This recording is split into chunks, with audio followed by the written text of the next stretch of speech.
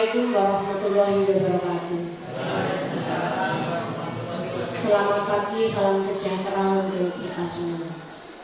Bapak Ibu yang saya hormati dan Bu Forkonida Ulfi Hidayati yang sedang punya tugas. Pertama-tama mari kita panjatkan puji syukur alhamdulillahirabbil alamin, yang mana di pagi hari ini kita bisa berkumpul bersama untuk mengikuti kegiatan ini dalam keadaan sehat walafiat.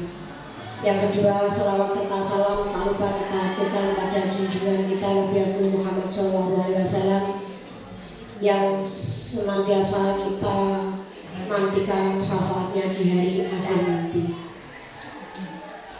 Yang ketiga, Bapak Ibu guru, di sini saya selaku pimpinan di SMP Negeri 2 Pelosok Klaten, kita sangat mendukung program guru penggerak, yang mana di sekolah kita ada satu guru penggerak yang hari ini pengen melaksanakan kegiatan aksi nyata dengan judul diseminasi modul 1 tempat budaya positif di SMP Negeri 2 Pelosok Klaten. Untuk itu Bapak Ibu, saya mohon dukungan panjenengan semua, kerjasama panjenengan semua untuk Ibu Nida biar bisa melaksanakan programnya sebagai guru penggerak di SMP negeri kita. Selanjutnya, apapun yang diterima oleh Bu Nida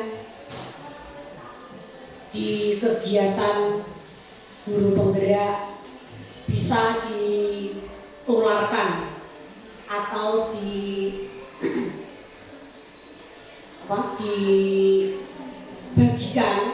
di sekolah kita. Terus terang Bapak Ibu, sekolah kita selama ini belum ada guru penggeraknya, ini masih ada satu. Saya berharap Bapak Ibu guru yang lain bisa termotivasi untuk ke depan. Yang sudah lulus ada 2 hari supaya nanti mulai belajar, besok sudah lancar untuk mengikuti program-program seperti ini. Memang Bapak Ibu, kami juga diberitahu di kedinasan untuk memberi peluang, memberi waktu untuk guru penggerak menyampaikan apapun yang dia terima untuk peningkatan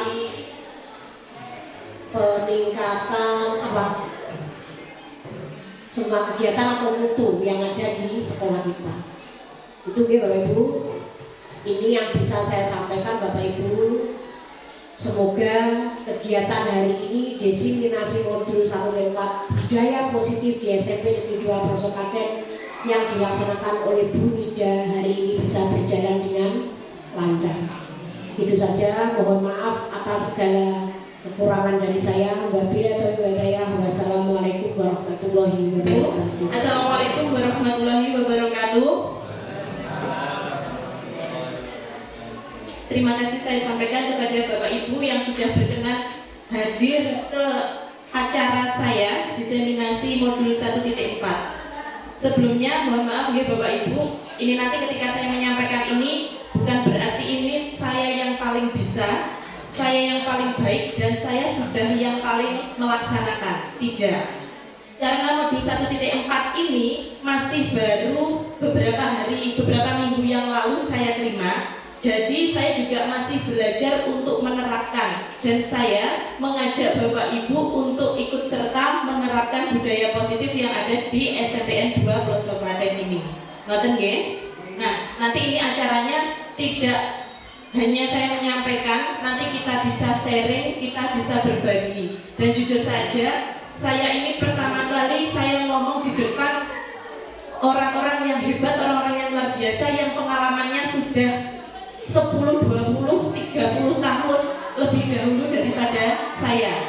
Dan saya masih istilahnya masih unyu-unyu, tiba-tiba saya harus diseminasi kepada Bapak Ibu semuanya. Dan saya yakin Bapak Ibu semuanya sudah pengalamannya sudah luar biasa dan sudah pasti menerapkan budaya positif di SMPN 2 Pelosok Klaten. hanya saja bahasanya yang Bapak Ibu belum sempat ketahui, Di sini saya akan mendiseminasikan modul 1.4 tentang budaya positif. Kok tiba-tiba di 1.4? 1.1-nya mana? Nah, ini saya adalah CGP Angkatan 10 Kabupaten Kediri dari SMPN 2 Pelosok Klaten. Nah, di CGP ini Bapak Ibu ada fasilitator, ada pengajar praktek, dan ada saya. Saya diampu oleh pengajar praktek oleh Bapak Mujiono dari SMPN 3 Wates. Bapak Mujiono itu mengampu 5 CGP. Teman saya ada 5, ada dari SMKN 2 Pelosok Klaten 2, ada dari Simbar SD Simbar itu 1, dan yang satunya dari SMPN 3 Pelosok Klaten. Nah, dari pengajar praktek diampu lagi oleh fasilitator. Di atas fasilitator nanti ada instruktur lagi, tetapi instruktur ini nanti setiap kali eksplorasi konsep itu berbeda lagi. Jadi tidak saya tanyakan. Yang tetap itu timnya ini. Dan semua CGP ini wajib untuk mendiseminasikan aksi nyatanya kepada teman-teman yang ada di sekolahnya. Gitu.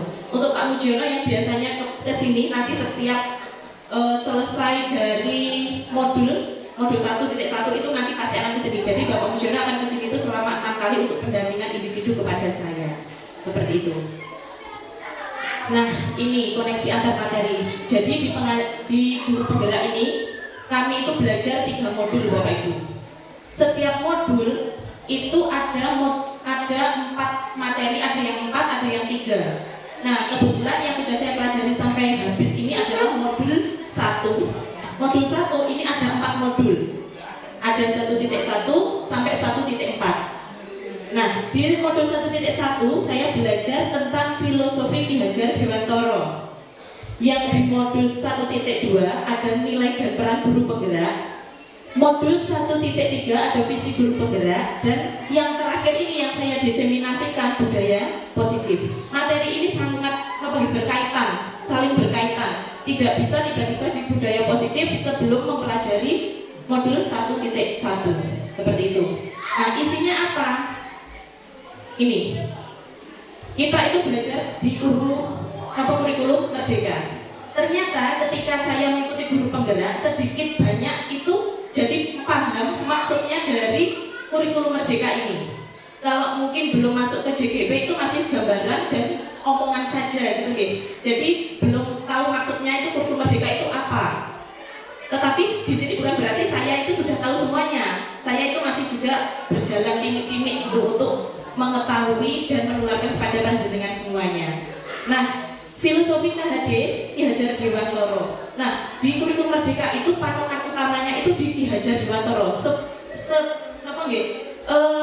Semuanya sebenarnya itu patokannya Ki Hajar Dewantara sebagai bapak pencetus pendidikan. Nah, ternyata pemikiran KHD yang dianggap sudah terdahulu itu diterapkan ulang di kurikulum Merdeka ini. Banyak pemikiran-pemikiran Ki Hajar Dewantara yang diterapkan di kurikulum Merdeka. Sebenarnya tidak hanya di kurikulum Merdeka saja, di kurikulum sebelumnya itu sudah diterapkan. Tetapi ini sangat dilancipkan itu di kurikulum Merdeka ini. Nah, pikiran Ki Hajar Dewantara yang sudah terdahulu niku diambil lagi untuk di kurikulum Merdeka ini. Nah, filosofinya salah satunya pendidikan adalah menuntun, berhamba pada anak, dan mengibaratkan guru sebagai petani. Bagaimana maksudnya?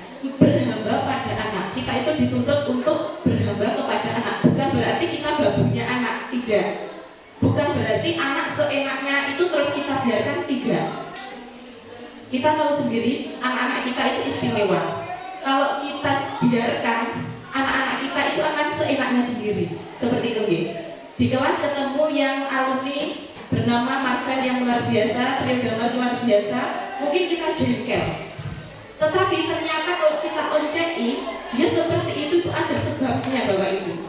Dan saya baru belajar itu sedikit demi sedikit, bukan kalau mungkin Pak Leo ilmunya dari bimbingan konseling itu sudah sangat memadai, sudah sangat terlebih dulu belajar untuk itu. Ternyata mereka itu untuk mencari perhatian kecil kepada kita itu dengan cara-cara seperti itu. Jadi berhamba pada murid ini semua pembelajaran itu memang eh, berpusat pada murid.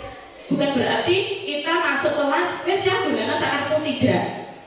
Kita tetap memberikan materi, tetapi materinya itu diberikan apa nggih?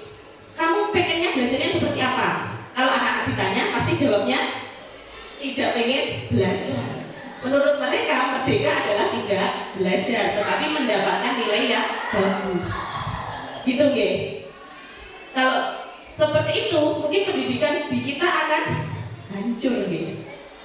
Nah, kita boleh memberikan anak kebebasan, tetapi kita menuntut mereka. Kebebasan di sini bukan berarti langsung apa nggih, serta-merta wis sinau sakarepmu, tidak. Tetapi kita tetap menuntun anak-anak, memberikan materi kepada mereka, mau mereka belajarnya dengan cara seperti apa. Begitu. Terus ada yang mengibaratkan guru sebagai petani. Kenapa seperti itu? Bapak Ibu, seorang petani yang ingin menanam padi itu dimulai dari gumus ini yang berpengalaman nggih. Dimulai dari benih dulu nggih. Nah, benih dirawat, diberi pupuk, diairi, terus setelah besar dijabut, dipanen, nggih. Nah, anak itu diibaratkan juga seperti itu, Bapak Ibu. Anak-anak itu yang pikirannya mulainya kosong, tidak punya bekal apa-apa, sebenarnya dia sudah punya kodrat alam sendiri. Tinggal kita mengarahkan, diarahkan dengan cara apa? Diberi pembelajaran, diberi pengetahuan, diberi pengarahan yang paling utama, dan dituntut akhlaknya agar menjadi manusia yang luar biasa, seperti panennya hasil padi yang sangat luar biasa. Seperti itu. Seorang guru itu harus berpihak kepada murid sehingga guru bisa menuntun murid sesuai dengan kodratnya, baik kodrat alam maupun kodrat zaman, sehingga dapat menumbuhkan karakter yang positif kepada anak. Bapak Ibu, kita hidup di zaman yang sudah milenial, yang sudah sangat canggih. Kenapa kurikulum itu berubah? Kurikulum berubah itu menuruti perkembangan zaman. Kalau kita sudah hidupnya di zaman HP, yang serba canggih, dan anak-anak kita sudah bisa mengakses HP-nya yang sangat luar biasa, tinggal Google saja tiba-tiba sudah menemukan hal-hal baru. Nah, kita jangan sampai tertinggal dengan anak-anak kita yang sudah seperti itu. Makanya kurikulum itu diperbarui. Kadang memang kita ngeluh, wes anyar neh, ini rong tutup wes anyar neh. Ternyata ada maksudnya seperti itu. Ngoten nggih? Yang kedua, untuk mempelajari filosofi Ki Hajar Dewantara harus mempunyai nilai dan peran guru penggerak. Salah satunya, ngapunten bukan bersombong seperti saya, nilai dan peran guru penggerak itu saya harus menyampaikan ilmu yang sudah saya dapat kepada panjenengan semuanya. Nah, pendidikan yang berhampa pada murid menurut Ki Hajar Dewantara yang mendidik anak sesuai kodrat alam dan kodrat zaman harus diiringi dengan nilai dan peran guru penggerak. Nilai-nilai guru penggerak ada di sebelah kanan, ada mandiri, reflektif, kolaboratif, inovatif, berpihak pada murid. Saya yakin tidak harus menjadi guru penggerak untuk mendapatkan nilai-nilai ini, dan saya yakin Bapak Ibu itu sudah ada salah satunya menerapkan nilai-nilai ini. Wonten nggih? Ada salah satunya. Kalau mandiri, mungkin mandiri itu seperti ini. Saya mengadakan seminar sendiri seperti ini sudah masuk ke ranah mandiri. Reflektif. Setiap kali pembelajaran selesai, apakah Bapak Ibu itu sudah pernah merefleksikan bagaimana pembelajaran saya hari ini, sudah baik apa belum? Pernah Bapak Ibu? Kadang-kadang nih. Semoga dengan setelah saya berikan materi ini, setiap kali pembelajaran bisa merefleksikan apa kurangnya saya dan apa yang harus saya perbaiki. Kolaboratif. Nah, ini yang sudah sebenarnya sering dilakukan Bapak Ibu. Kolaboratif atau kolaborasi dengan rekan guru, dengan murid, dengan pimpinan, dengan teman dari sekolah lain. Contoh yang sering terjadi di kelasnya Bu Ari yang luar biasa, di kelas 7A. Bu Ari, itu mau anak yang jenengan, dan luar biasa. Terus kita saling berkomunikasi. Ini sebenarnya sudah kolaborasi. Tetapi Bapak Ibu mungkin belum memahami, oh ini sudah masuk ranahnya nilai guru penggerak. Salah satunya nilainya yaitu kolaborasi. Pak Leo, anak jenengan ini loh yang kelas 8, ini bocah ini bermasalah gini. Ini sebenarnya sudah kolaborasi juga dengan guru BK tanpa kita sadari, ngoten. Terus inovatif dan berpihak pada murid. Yang paling pertama dan utama adalah berpihak pada murid dengan catatan kita harus tetap menerapkan kesepakatan. Sebenarnya sebelum ada ini tadi harusnya di depan ada kesepakatan antara saya dan jenengan. Tetapi saya yakin tidak perlu ada kesepakatan, kita sama-sama pengen belajar. Ngoten nggih? Dan yang kedua, ada peran guru penggerak. Peran guru penggerak menjadi pemimpin pembelajaran. Menjadi pemimpin bukan berarti nanti saya selalu di depan, saya harus memimpin dengan boten. Kita kalau ada ilmu seperti ini saya bisa berbagi. Terus menggerakkan komunitas praktisi. Nah, ini yang paling penting Bapak Ibu. Kemarin saya mendengarkan curahan hati Bapak Ibu, ada beberapa mengikuti workshop terus untuk mengisi PMM. Nah, ternyata saya kemarin mendapatkan ilmu baru Bapak Ibu dari sekolah lain, bahwasanya kita bisa mendirikan komunitas belajar sendiri. Insya Allah nanti semester depan kita akan mencoba kita akan mencoba membuat komunitas belajar sendiri biar tidak ribet setiap kali mau mendapatkan sertifikat harus daftar. Dengan kita membuat komunitas praktisi sendiri di sekolah, nanti akan ada kemudahan kita bisa mendapatkan sertifikat. Kalau tidak salah kemarin senilai 4 poin kombel jadinya gitu. Nah, nanti insya Allah saya akan berkolaborasi dengan Bu Waka untuk membuat komunitas praktisi di sekolah kita. Nanti bisa bergilir tiap mata pelajaran, tiap pengampu guru mapel. Jadi MDMPS-nya nanti kita jalankan. Nanti kita kolaborasi untuk bergantian memberikan materi. Tidak perlu online kan enggak. Kita bisa seperti ini, memberikan materi seperti ini, kita bisa membuat sertifikat sendiri. Seperti itu. Nanti insya Allah bisa dimasukkan ke dalam PMM. Terus kemudian menjadi coach bagi guru lain, mendorong kolaborasi antar guru dan mewujudkan kepemimpinan murid. Bapak Ibu menjadi guru penggerak itu tidak hanya untuk diberi tugas-tugas saja. Saya menghimbau kepada Bapak Ibu guru yang mungkin usianya masih bisa, kalau busuk mungkin kan sebentar lagi sudah saatnya istirahat bersama keluarga di rumah. Kali bumus mungkin selain Bu Ari setelah ini muncul CGP baru. Manfaatnya itu banyak sekali Bapak Ibu. Salah satunya kita mendapatkan ilmu yang baru lagi, ilmu barunya lebih tahu lebih dulu. Terus manfaat keduanya itu banyak kita bertemu dengan teman-teman yang baru dan yang luar biasa. Ternyata banyak pemikiran baru setelah saya bertemu dengan teman-teman baru. Yang ketiga lagi, ini yang paling kadang bikin semangat, kalau ulang karya itu bisa refreshing. Ya mungkin kita kembali seperti anak kecil lagi, tetapi di situ itu senangnya itu kita ya mengekspresikan apa beban kita, kadang itu berkeluh kesah di situ, terus kita kadang itu nyanyi di situ, dan yang paling penting ada sesuatunya di sana. Nanti saya ceritain di balik layar saja, betul ya? Nah, ini selain menjadi guru penggerak itu juga harus memiliki visi guru penggerak. Visi saya kemarin sebenarnya harusnya juga didiseminasikan, tetapi waktunya saja yang mungkin mepet, akhirnya belum sempat mendeseminasikan. Nah, visi guru penggerak harus sejalan dengan filosofi Ki Hajar Dewantara dengan menerapkan nilai-nilai dan peran guru penggerak. Seorang guru harus menyebarkan semangat belajar dan pembiasaan-pembiasaan yang dilakukan bersama muridnya, serta menciptakan lingkungan yang positif dengan menerapkan budaya positif di sekolah. Selanjutnya, nah ini topik yang paling penting, yaitu tentang budaya positif. Budaya positif adalah pembiasaan-pembiasaan yang bernilai baik yang dilakukan di lingkungan sekitar. Budaya positif ini dapat dikembangkan di lingkungan sekolah. Ini adalah topik utama kita tentang penyebaran pemahaman budaya positif di sekolah. Nah, Bapak Ibu, kita flashback dulu ke masa lalu. Apakah ada hal yang Bapak Ibu sampai sekarang masih ingat ketika menjadi siswa? Entah hal itu membahagiakan atau menyedihkan.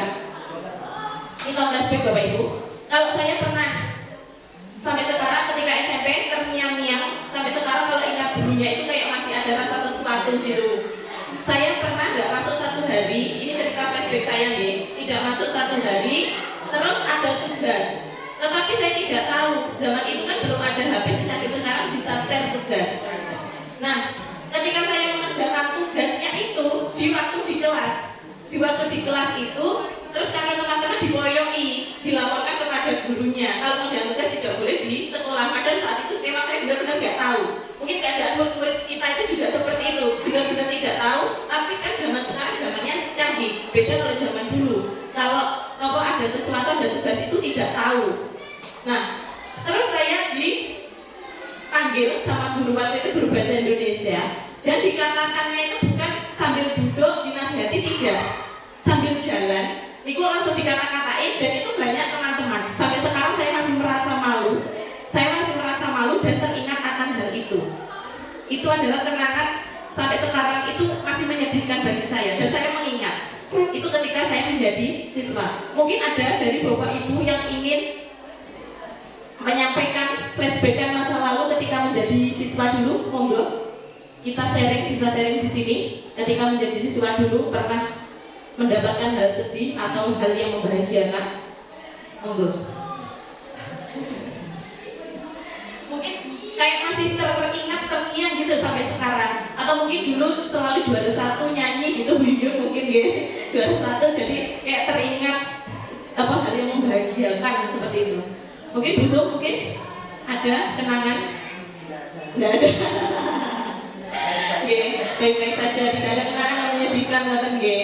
Nah, ternyata yang memalukan. Nah, ternyata hal-hal yang itu yang masih kita ingat sampai sekarang, mungkin suatu saat itu juga akan diingat oleh anak didik kita ketika kita menyampaikan sesuatu yang mungkin kurang berkenan di hati anak-anak seperti itu.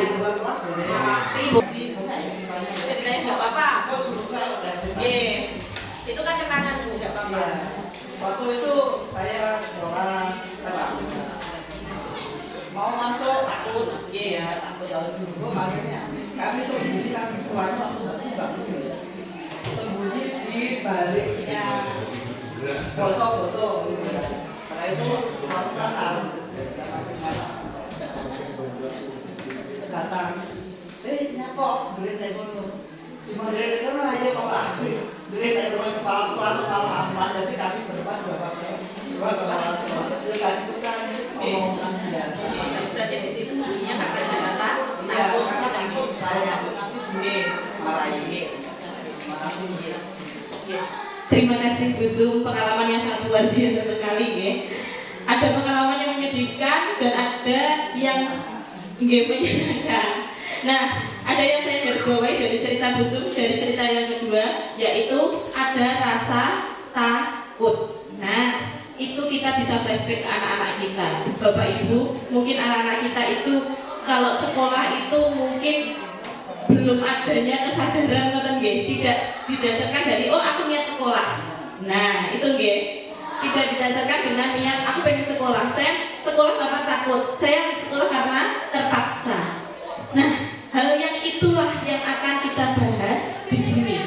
Bagaimana menghilangkan rasa trauma anak, bagaimana caranya menghilangkan rasa takut anak ketika masuk di lingkungan sekolah. Padahal tuntunan dari filosofi Ki Hajar Dewantara bahwasanya anak itu harus bahagia, tidak ada rasa takut, tetapi kita punya kesepakatan. Nah, pertanyaan pemantik, Bapak Ibu mohon dijawab ya, setuju atau tidak setuju? Yang pertama, hukuman dapat mendisiplinkan anak, setuju atau tidak? Setuju dengan catatan. Yang kedua, pemberian hukuman dengan hal positif seperti membaca atau membersihkan halaman sekolah dapat meningkatkan disiplin. Setuju atau tidak? Tidak setuju? Karena anak malah lebih senang membersihkan kelas daripada bersihkan halaman daripada pelajaran. Benar. Yang ketiga, memberi penghargaan dapat meningkatkan motivasi belajar anak. Setuju. Lanjut. Nah, sekarang perbedaan konsekuensi dan hukuman. tadi hukuman atau konsekuensi. Nah, apa bedanya? Nah, sekarang kita ke sini Bapak Ibu. Bu Arvin, mohon bantuannya untuk membagikan kepada Bapak Ibu.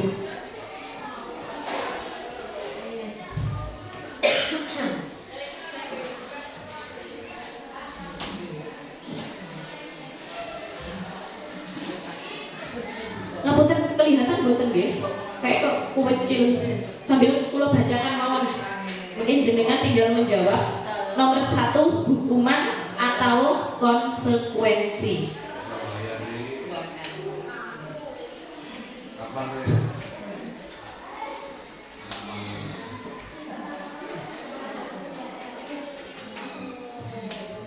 Nanti jawab ini. Tugasnya perbedaan hukuman dan konsekuensi. Nah, kata-katanya di situ mencatat 100 kali di dalam buku. Saya tidak akan terlambat lagi karena terlambat ke sekolah. Itu masuk hukuman atau konsekuensi. Perbedaan hukuman dan konsekuensi.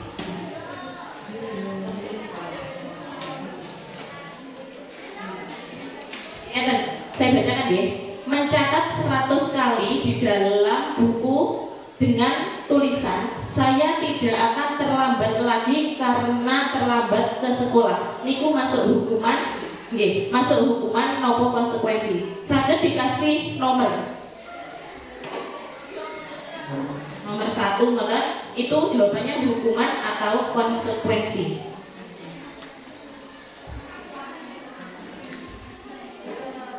Saya tidak akan terlambat lagi. Mencatat di buku, saya tidak akan terlambat lagi. Saya tidak akan terlambat lagi. Biasanya kan ngoten nggih, dulu itu sering memberi hukuman seperti itu.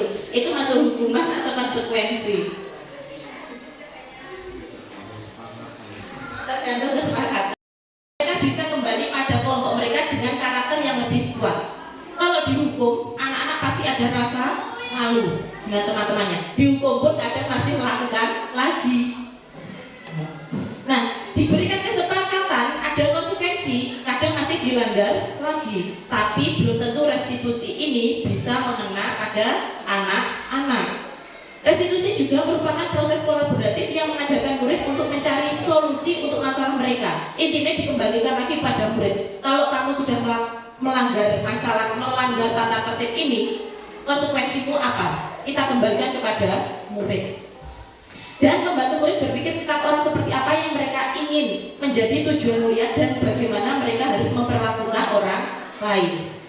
Nah, ini kunci sekali perbedaan hukuman, konsekuensi, dan restitusi. Saya bacakan salah satunya. Kalau hukuman, orang itu pasti merasa tidak nyaman. Anak itu merasa kepikiran dalam jangka panjang. Seperti cerita saya tadi yang masih terngiang dengan guru bahasa Indonesia, saya merasa dihukum. Karena konsekuensinya, saya tidak tahu ketika saya tidak masuk pelajaran terus ada tugas, dan saya tidak tahu menghubungi siapa. Terus kalau konsekuensi tidak nyaman untuk anak dalam jangka pendek. Nah, tetapi kalau restitusi itu menguatkan anak-anak. Sampai hari ini terlambat. Alasannya apa? Kadang kalau kita kan pasti emosi gitu. Termasuk saya pun juga masih belajar untuk menerapkan restitusi ini. Kalau ada anak salah, saya pasti langsung gitu dengan nada tinggi. Tetapi kalau untuk mengambil ke ranah restitusi, jujur saya juga masih belajar. Dan saya mengajak Bapak Ibu untuk sama-sama menerapkan restitusi kepada anak. Nah, 9 ciri-ciri restitusi ada di sini Bapak Ibu ya. Bukan menebus kesalahan, namun untuk belajar dari kesalahan. Saya kemarin sempat mendengarkan cerita menarik dari Bu Elis, yang salah satunya sudah saya garisbawahi menerapkan tahap restitusi ini. Ada yang di kelas ketika ujian rame. Ketika kita memberikan bentakan kepada anak, jujur mereka pasti malah nyolot. Pasti itu. Tetapi Bu Elis kemarin sudah memberikan masukan yang luar biasa kepada anak-anak itu dengan kata-kata yang mendalam. Dan ketika Bu Elis masuk lagi, anaknya sudah ada perubahan. Ceritanya apa? Mungkin sakit konfirmasi kepada Bu Elis. Itu sudah menerapkan salah satunya restitusi. Mungkin sudah menerapkan, tetapi tahapannya saja yang kita tidak paham. Bahwa restitusi itu ada tahapannya. Nah, untuk meningkatkan disiplin anak, kita bisa membuat kesepakatan. Kenapa sih harus kesepakatan kok bukan peraturan? Kan harusnya kalau sekolah itu ada peraturan. Bapak Ibu, kalau kita mengundang orang tua, wali murid, kalau kita akan melaksanakan sesuatu, kita membuat peraturan atau kesepakatan? Peraturan dengan wali murid? Berarti dengan wali murid kita membuat peraturan. Peraturan Bapak Ibu kalau ke sini harus memakai sepatu berwarna hitam, orang tuanya, bukan siswanya. Mungkin tanggapannya apa? Pasti di sekolah dia mau wali murid masa pakai sepatu kan gitu kadang ya. Nah, kalau kepada wali murid kita membuat kesepakatan. Ngoten. Nah, untuk meningkatkan disiplin anak, kita bisa membuat keyakinan dengan murid kita. Kenapa keyakinan kok bukan peraturan? Apa sih bedanya? Tipe AB. Kemarin saya sudah mempraktikkan membuat keyakinan kelas yang sudah ditempel-tempel di sana Bapak Ibu. Saya mengambil satu kelas untuk membuat praktek keyakinan kelas di sana. Membuat keyakinan, merubah peraturan yang ada menjadi kalimat yang menyadari akan anak-anak itu sadar terhadap dirinya sendiri. Ngapunten, saya bukan pamer. Saya itu kalau terlambat, saya itu kalau terlambat kepikiran. Tidak tahu kenapa, saya bukan karena takut nanti dihukum atau ngapunten mencari sesuatu dari atas, enggak. Tetapi saya dari dulu kalau terlambat dimanapun tempatnya, saya kepikiran. Merasa bersalah bukan karena peraturan, tetapi merasa bersalah dari diri saya sendiri. Saya dedek, kalau sudah berangkat jam setengah 7 lebih, itu dedek. Meskipun misalnya absennya setengah 8, kalau jamnya sudah di jam 7 kurang, saya kepikiran. Seperti itu. Nah, tujuan budaya positif ini adalah menunjukkan kesadaran diri kepada anak, biar anak-anak itu tidak takut terhadap peraturan, tetapi menyadarkan diri anak dan taat pada peraturan. Ngapunten ya, bukan berarti saya yang paling baik, tidak. Nah, mengapa tidak peraturan saja? Mengapa harus keyakinan kelas? Keyakinan kelas. Nah, Bapak Ibu, mengapa kok kita itu memiliki peraturan harus menggunakan helm bila mengendarai kendaraan roda 2? Mengapa harus kita menggunakan helm? Bapak Ibu menggunakan helm karena kenapa? Takut Pak Polisi? Atau kesadaran diri saya harus memakai helm untuk keselamatan diri? Takut kelilipan. Ada dua-duanya deh. Yang pertama takut terhadap Pak Polisi, padahal kan setiap pagi kita tidak selalu ketemu Pak Polisi. Ngoten nggih? Itu juga berlaku pada anak-anak kita. Sudah tahu ada peraturan, tetapi kalau namanya peraturan kadang juga dilanggar.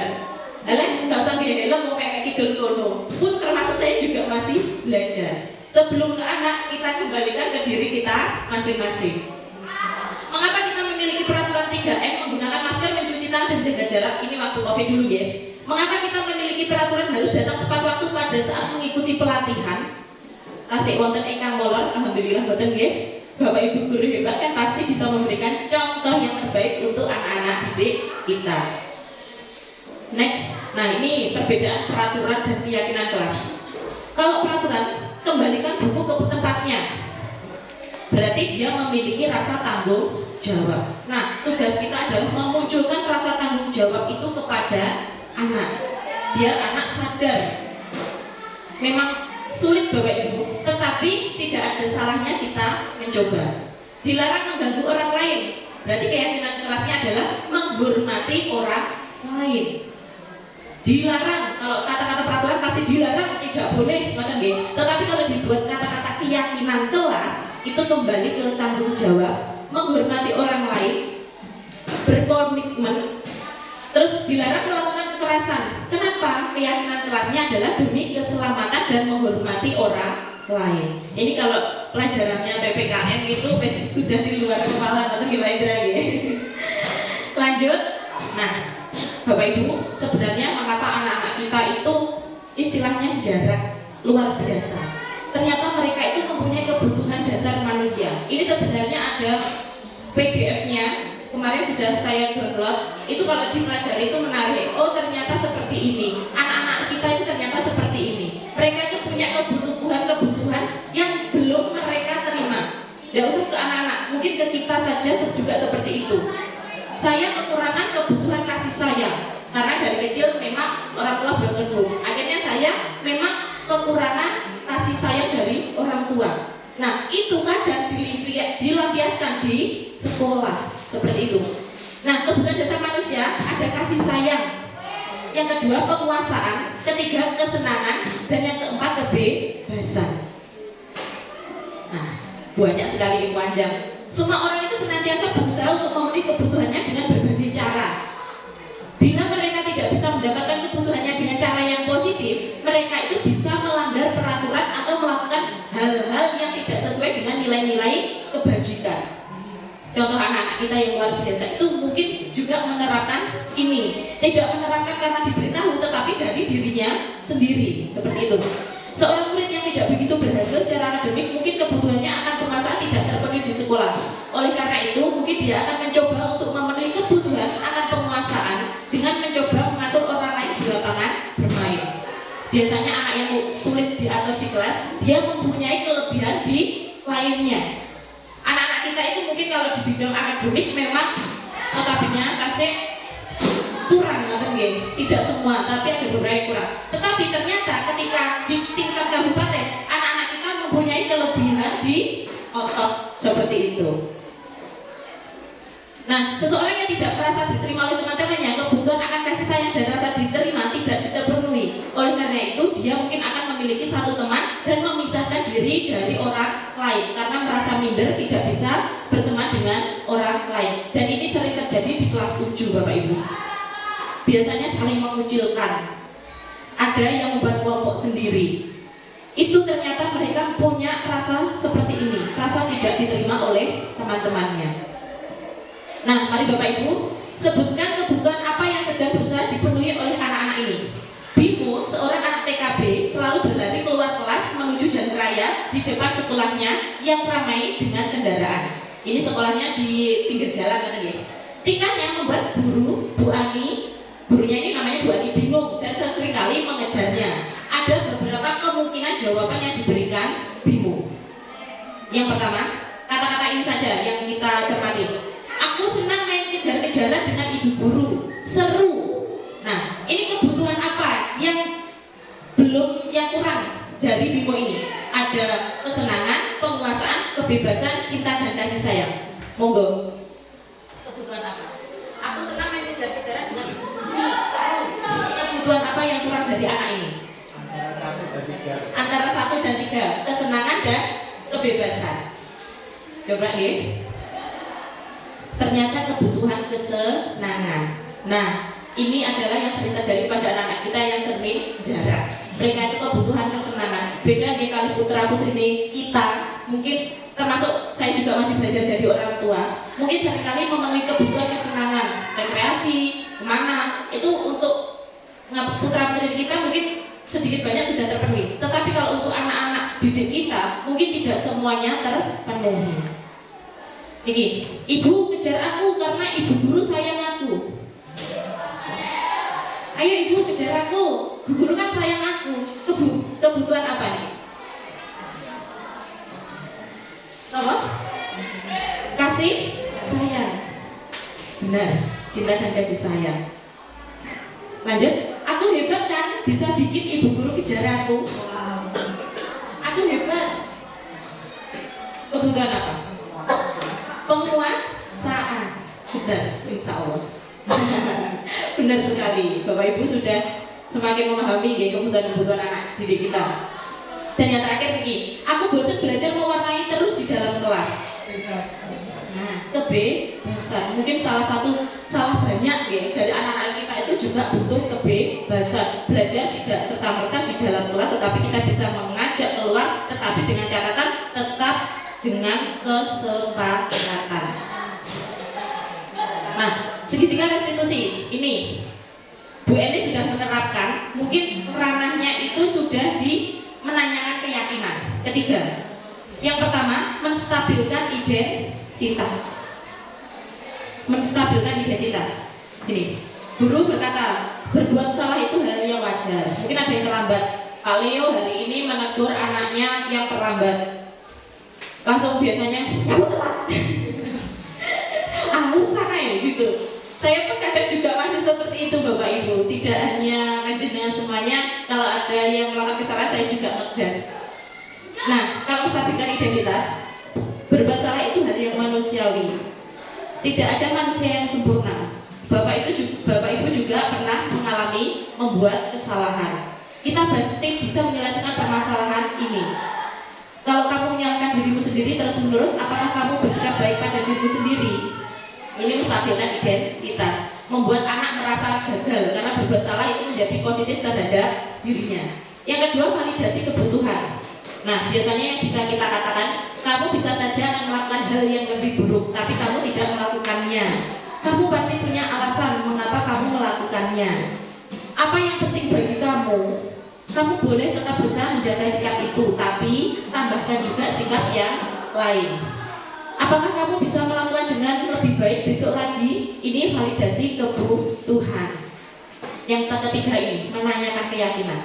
Apa nilai keyakinan? Apa nilai yang kita percaya di kelas? Apa kesepakatan kita yang telah kita buat? Itu menanyakan kesepakatan. Kalau dia membuat salah, kita kembalikan kesepakatan. Kalau di awal kita sudah membuat kesepakatan, ketika kita kembalikan ke kesepakatan awal, anak-anak pasti akan berpikir, Bapak Ibu, saya memang belum baik, tetapi kita bisa bersama-sama melakukan semua hal ini dengan baik. Bapak Ibu, segitiga restitusi itu tadi adalah materi terakhir saya yang bisa saya bagikan kepada Bapak Ibu Guru. Mungkin ada pertanyaan dari Bapak Ibu Guru yang bisa kita sharingkan. Nanti kalau saya menjawab bukan berarti saya lebih pintar, tetapi kita bisa sharing. Mungkin ada Pak Lia sebagai guru BK yang bisa memberikan solusi juga. Ada pertanyaan? Pas. Monggo Pak. Berkaitan dengan tadi yang nama konsekuensi dari rumah. Mbak, ini apakah tidak sebaiknya itu juga dimasyarakatkan, disosialisasikan ke peserta didik sehingga peserta didik itu tidak menganggap semua yang dilakukan oleh guru itu sebagai hukuman, tetapi menyadari konsekuensi dari apa yang telah dilakukan. Itu salah satunya juga masukan ya Bapak ya. Itu pertanyaan dan juga masukan. Kita bisa mensosialisasikan. Nanti Pak Leo mohon, mungkin ketika tahun ajaran baru kita akan mencoba dengan berkoordinasi dengan wakil kesiswaan kita akan membuat peraturan-peraturan itu diubah menjadi kesepakatan atau keyakinan. Semoga terrealisasi bersama dan saya juga nanti bukan saya hanya saja, saya dan juga Bapak Ibu Guru mohon dukungannya. Semoga apa yang menjadi masukan yang luar biasa dari Pak Hendra nanti bisa terlaksana. Sebenarnya memang seperti itu, seharusnya sebelum pun peraturan, anak-anak kan tahunya cuma gak boleh terlambat, gak boleh bolos, dan lain sebagainya. Sebenarnya kalau kita membuat kesepakatan dari awal, itu bisa kita lakukan bersama-sama. Nanti kita bisa mengadakan sosialisasi bersama, Pak Hendra. Memang itu bagus sekali Pak Hendra, memang seharusnya seperti itu. Tetapi pada kenyataannya selama ini kita belum melakukan hal itu, dan insya Allah kita akan mencoba hal itu nanti di tahun ajaran baru. Insya Allah kita akan bersama-sama dan butuh dukungan dari Bapak Ibu Guru juga semuanya. Ngoten nggih? Nggih. Bapak Ibu, terima kasih Pak Hendra atas pertanyaan dan masukannya juga. Saya mohon kritik dan saran dari diseminasi yang telah saya sampaikan. Saya akan membagikan kertas ini untuk nanti bisa ditempelkan di papan pesan dan kesan dari materi yang telah saya sampaikan. Nggih.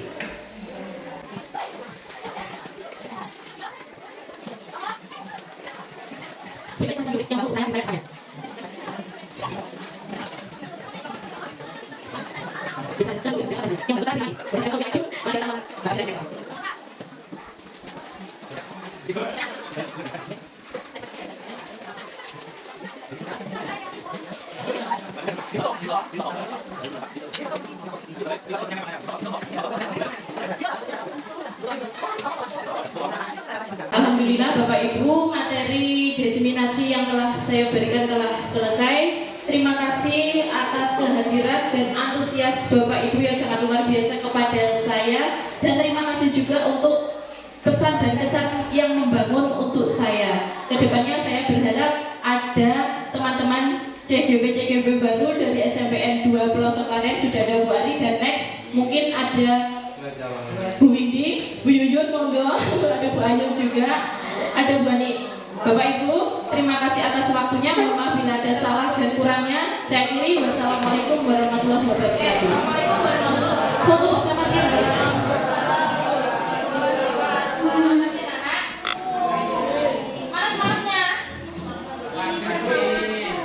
Mana semangatnya? Ini semangatku. Bener toh yo. Mana semangatmu?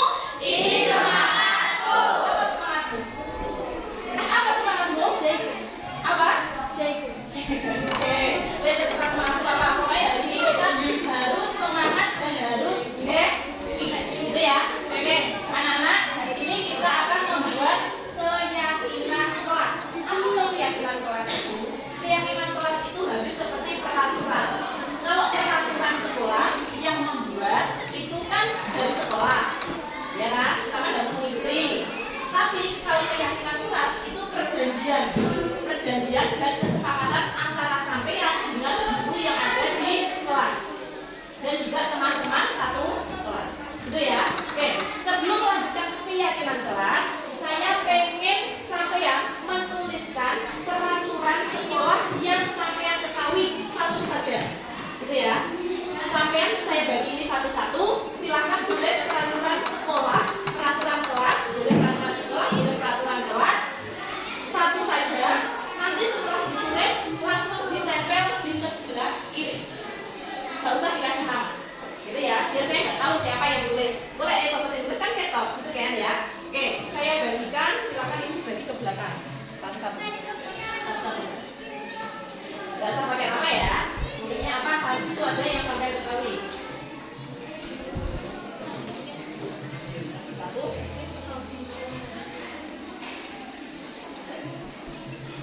Satu saja, nggak usah dua.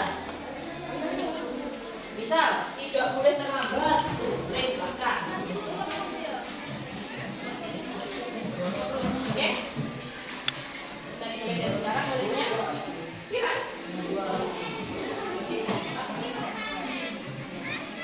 Oke, ulang lagi. Satu saja. Nggak boleh sama temannya ya. Setaunya sampean. Setaunya sampean apa peraturan sekolah atau peraturan kelas. Bebas.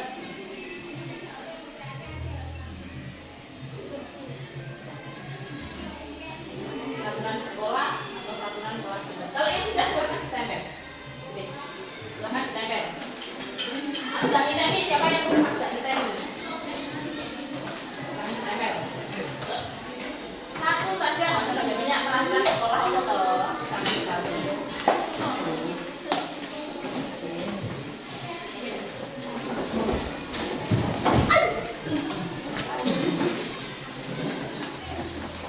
Tidak boleh terlambat, tidak boleh berlaku beberapa putih. Boleh itu namanya peraturan di sekolah. Tidak boleh memakai baju bebas, boleh kan bebas peraturan sekolah.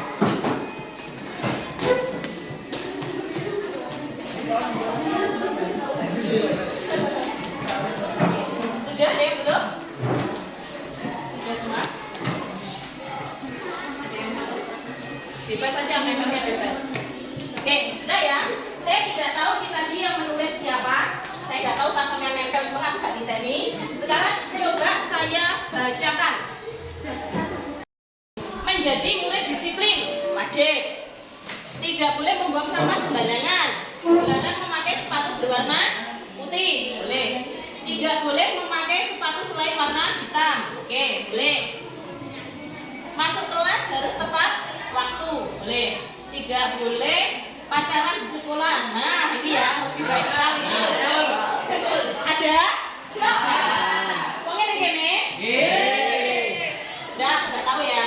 Tidak boleh berisik saat guru menerangkan, mentaati tata tertib sekolah. Oke, boleh, bagus sekali. Tangan untuk kita semua. Oke, berarti kalian sudah tahu peraturan sekolah. Kalau peraturan sekolah itu yang membuat aturan adalah sekolah. Tetapi kita harus merubah peraturan sekolah ini menjadi keyakinan sampean. Maksudnya gimana? Contoh, Bu Nida kalau telat itu selalu kepikiran. Jadi aku nggak bisa telat. Kalau misalkan apa itu jamnya sudah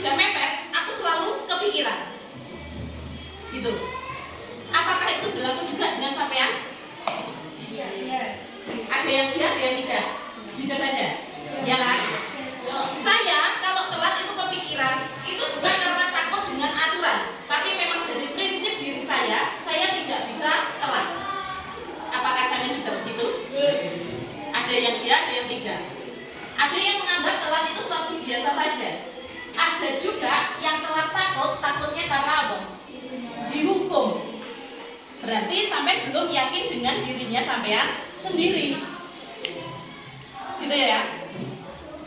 Kedua, ada yang memakai sepatu selain warna hitam. Kadang itu malah seperti jarak istilahnya. Iya apa enggak? Iya. Padahal sudah tahu kalau warnanya harus hitam. Berarti sampean belum yakin dengan dirimu sendiri. Ada lagi, ketika gurunya menjelaskan, tadi aku membaca dari sana ya. Ketika guru menjelaskan, sampean ngomong dewi. Kalau sudah kebiasaan yakin dari hati, biasanya, oh iya kalau gurunya ngomong, saya harus diam. Tapi ada juga sampean diam karena takut diapa nih? Dimarahi, karena takut dihukum. Berarti kalau sampean masih ada rasa takut dihukum, takut dimarahi, berarti sampean belum ada keyakinan pada diri sendiri. Intinya sampean belum sadar diri.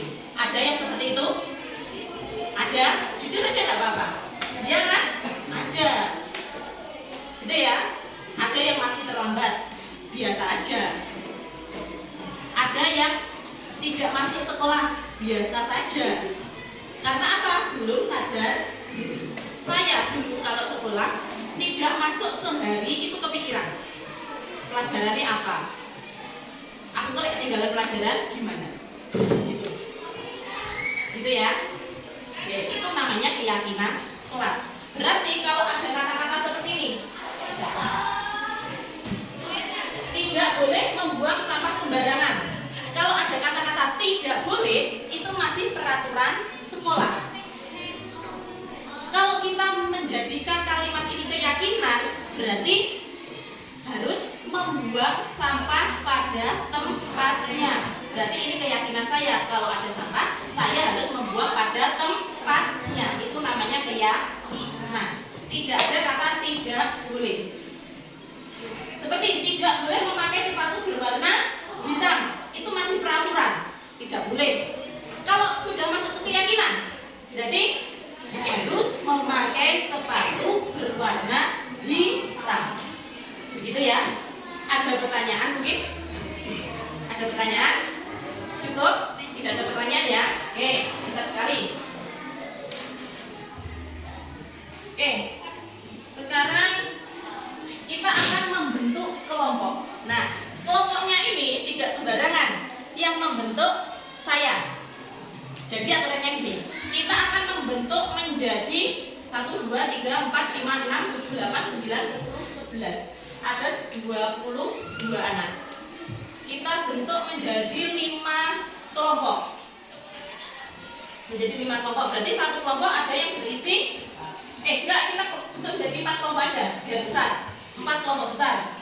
Berarti ada yang berisi 5, ada yang berisi 6. Gitu ya. Satu kelompok ada yang berisi 5, ada yang berisi 6. Nah, sekarang kita bentuk kelompok dulu. Tapi sebelum ke situ, setelah membentuk kelompok, sampean akan saya berikan kertas lagi untuk membuat keyakinan kelas bersama teman satu kelompokmu. Ingat, satu kelompok tidak boleh sama, harus berbeda-beda. Contoh, kalau Nazila membuang sampah pada tempatnya, misalkan Alena, berarti datang tepat waktu. Gitu ya. Berarti nanti yang 3 tidak boleh sama. Ada yang bertanya? Bisa dipahami? Bisa. Oke. Untuk pewarnanya tetap dibawa sendiri-sendiri ya. Untuk apa itu? Pulpen ini tetap dibawa sendiri-sendiri. Silahkan sekarang, berarti membentuk menjadi 4 ya. Yang pertama, ada yang mengacungkan tangan. Saya. Yang kedua, ada yang tetap duduk. Yang ketiga, ada yang berdiri. Yang keempat, ada yang kayak apa ini? Kayak vampir. Oke.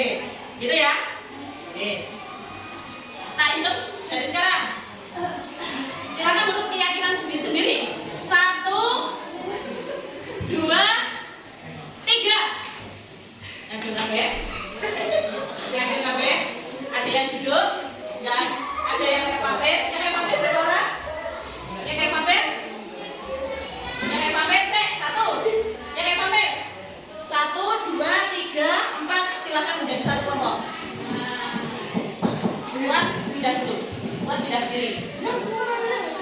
C. Gampang. Kita akan membuat kawan. Duduk. Yang duduk biasa, yang mencepat tangan C, yang mencepat tangan D. Ya. Sekarang yang duduk biasa silakan membuat kelompok ke sini. Berarti sama pindah di sini. Ya. Nanti saya atur ya, pecah di sana. Pindah dulu. Pindah dulu ke sini. Yang duduk biasa pindah dulu ke sini. Saya turunkan saya dulu. Wes, yang mengajukan tangan pindah ke sini dulu. Pindah ke sini.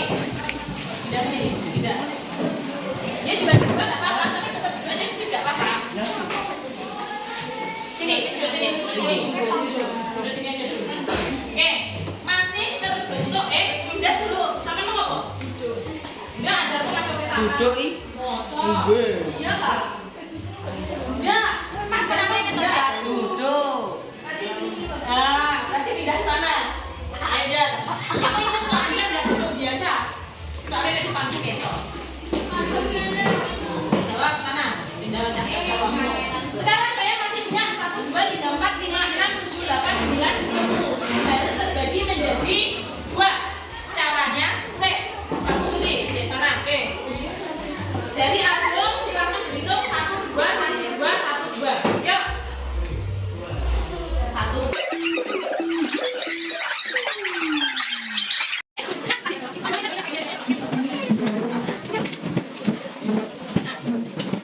Saya bagikan pensil, pulpen dan kertas sticky note-nya. Silakan kalian menulis satu keyakinan kelas. Jangan sampai satu kelompok itu sama. Berarti harus janjian dulu ya. Silakan berundingan bersama teman satu kelompoknya.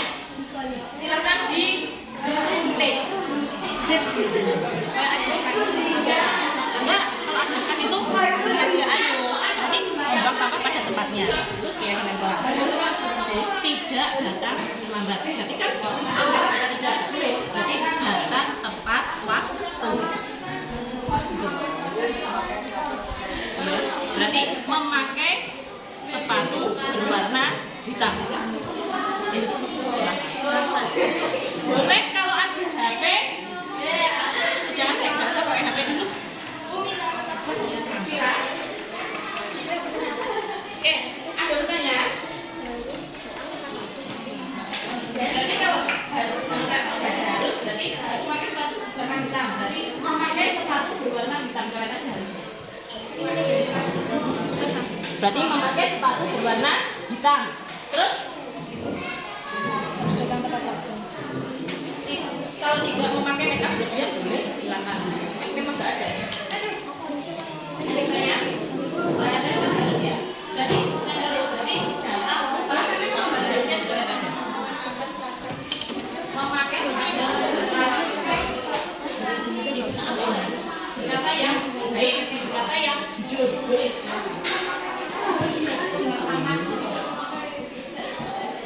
Gimana? Merusak? Merawat barang kelas. Memakai seragam sekolah. Berarti memakai seragam yang rapi, boleh. Tiket. Apa-apa, jadi harusnya nggak usah beli. Tiket sesuai jadwalnya, boleh. Harusnya jadi pakai siapa? Boleh. Harusnya memakai sepatu. Oke. Apakah sudah? Apakah ada yang belum? Masih ada yang belum tercerahkan? Ingat, satu kelompok tidak boleh sama. Paham ya? Tidak boleh sama. Kalau sudah, boleh perwakilan satu kelompok untuk menempelkan. Kayak teman-temannya diambil untuk ditempelkan di sini.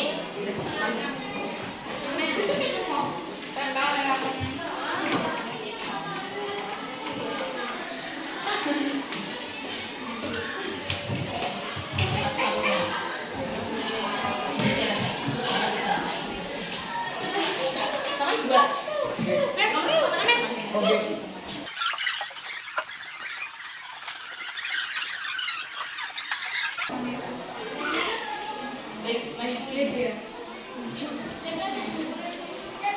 Aku tidak iso. Ada ngaji.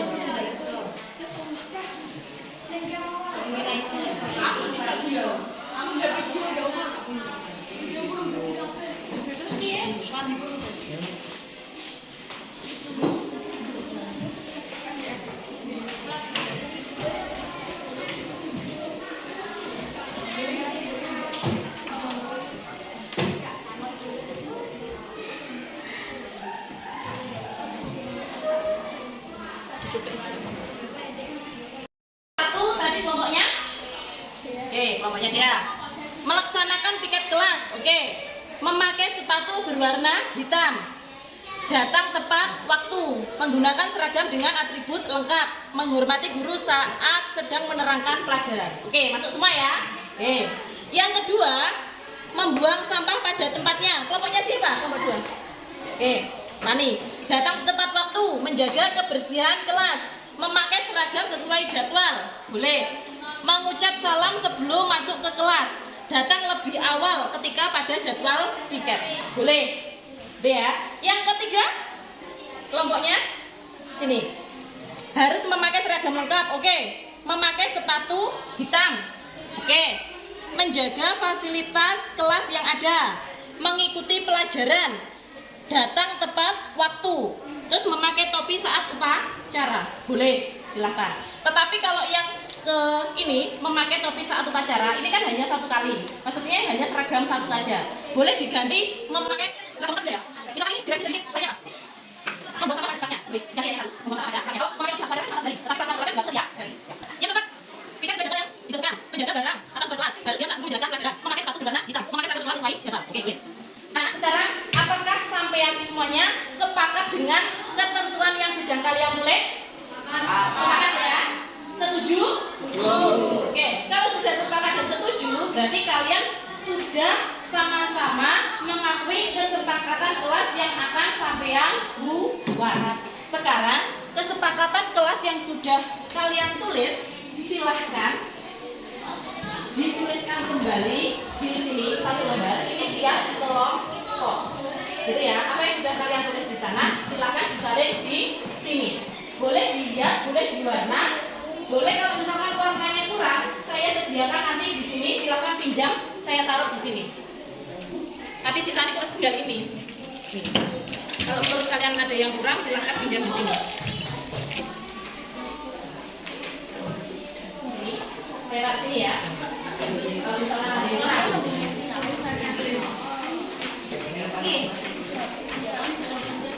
biasanya nggak usah terlalu bagus-bagus, nggak apa-apa.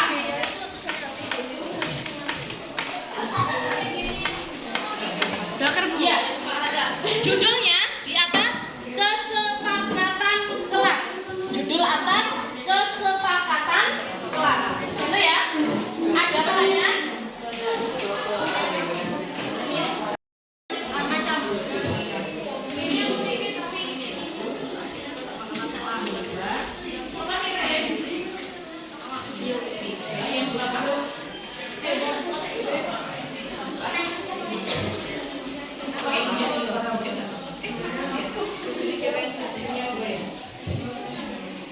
Kalau nanti kurang melekat, aku bawa lem. Nanti gantian. Kalau kurang melekat, boleh pakai lem.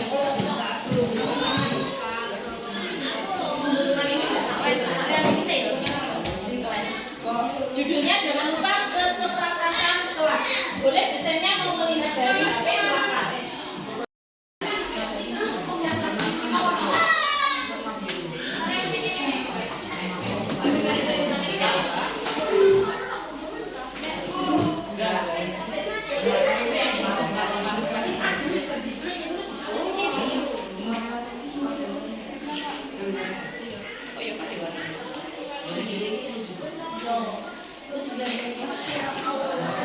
Kalau ada yang membutuhkan sticky note, saya taruh sini ya. Silakan ganti. Tapi secukupnya. Ini selesai ya? Selesai. Sama nanti kalau lebih dari 2 menit itu pulangmu malah kesiangan.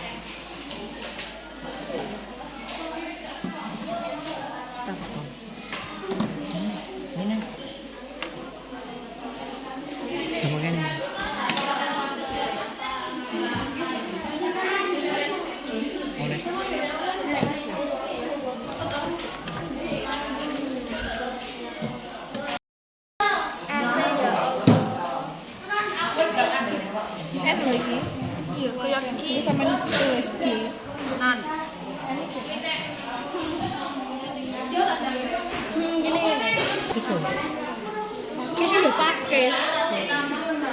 Dapat timnya keliling. Dilanjut tak Gimana dilanjut? itu?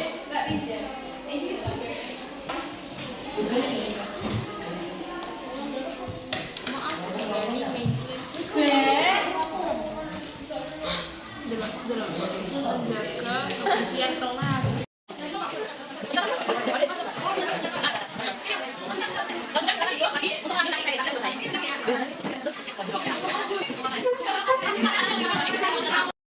Kita sudah membuat kesepakatan dan keyakinan kelas. Jangan lupa apa yang sudah kalian buat disepakati dan dilakukan. Ingat keyakinan itu